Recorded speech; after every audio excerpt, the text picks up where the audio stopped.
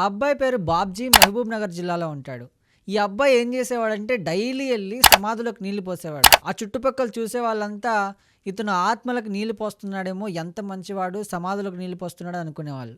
కానీ ట్విస్ట్ ఏంటంటే ఆ అబ్బాయి నీళ్లు పోసేది సమాధులకు కాదు, సమాధుల మధ్యలో ఉన్న చెట్లకు. అసలు ఆ చెట్లేంటి అని అనుకుంటున్నారా? ఇంకేంటి, గంజాయి చెట్లు. ఈ బాబ్జీ అనే అబ్బాయికి గంజాయి పిచ్చి. గంజాయి తీసుకోకుండా అస్సలు ఉండలేడు. ఇలా గంజాయికి బానిసైన బాబ్జీకి రోజు గంజాయి కొనడం భారమైంది. ఇంకేం చేయాలో అర్థం కాక ఏకంగా గంజాయి చెట్లనే పండిద్దామని డిసైడ్ అయ్యాడు. అందులో భాగంగానే దగ్గరలో ఉన్న శ్మశానంలో గంజాయి చెట్లు నాటాడు. ఇంట్లో కానీ పొలంలో కానీ గంజాయి చెట్లు నాటితే అందరికీ డౌట్ వస్తుంది, చుట్టుపక్కల వాళ్ళు చెప్పేస్తారని చెప్పి శ్మశానంలో గంజాయి చెట్లు నాటాడు. డైలీ వెళ్ళి అక్కడికి వెళ్ళి నీళ్లు పోసేవాడు. చుట్టుపక్కల చూసిన వాళ్ళకి డౌట్ వచ్చి పోలీసులకు కంప్లైంట్ ఇస్తే పోలీసులు దర్యాప్తు చేస్తే అక్కడ ఉన్నది గంజాయి చెట్లు అని తేలింది. ఇది వినడానికి ఎంత విడ్డూరంగా ఉంది కదా. ఏమైనప్పటికీ ఆ అబ్బాయి చేసిన విచిత్రమైన పనిపై మీ అభిప్రాయాన్ని కమెంట్ రూపంలో తెలియజేయండి. Thank you.